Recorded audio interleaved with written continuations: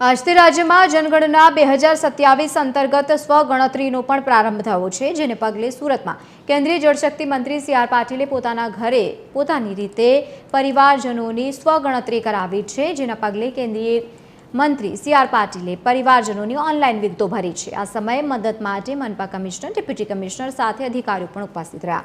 કેન્દ્રીય જળશક્તિ મંત્રી સી.આર. પાટીલે કહ્યું છે કે જનગણના 2027 દેશના ભાવિ વિકાસ અને આયોજન માટે ભારત સરકાર દ્વારા હાથ ધરવામાં આવી સૌથી મહત્વપૂર્ણ રાષ્ટ્રીય જે પ્રક્રિયાઓ છે તેમાંની એક છે। આ વસ્તી ગણતરીમાંથી પ્રાપ્ત માહિતીનો ઉપયોગ સરકાર દ્વારા નીતિ નિર્માણ, વિકાસ યોજનાઓ, સંસાધનોના યોગ્ય વિતરણ, આરોગ્ય, શિક્ષણ, આવાસ, રોજગાર, પરિવહન અને તેમજ વિવિધ જનકલ્યાણકારી યોજનાઓના અસરકારક અમલીકરણ માટે કરવામાં આવે છે।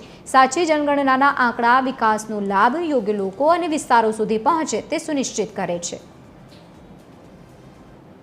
હું તમામ નાગરિકોને અપીલ કરું છું કે તારીખ 17 મે 2026 થી 31 મે 2026 દરમિયાન યોજાનારી સ્વગણના પ્રક્રિયામાં સક્રિય રીતે ભાગ લો અને પોતાના ઘરે બેઠા ઓનલાઈન સાચી અને સંપૂર્ણ માહિતી નોંધાવો।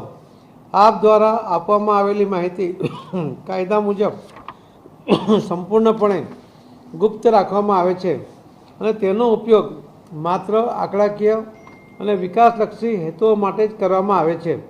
જનગણનામાં આપની ભાગીદારી રાષ્ટ્ર નિર્માણમાં આપનું મહત્વપૂર્ણ યોગદાન છે।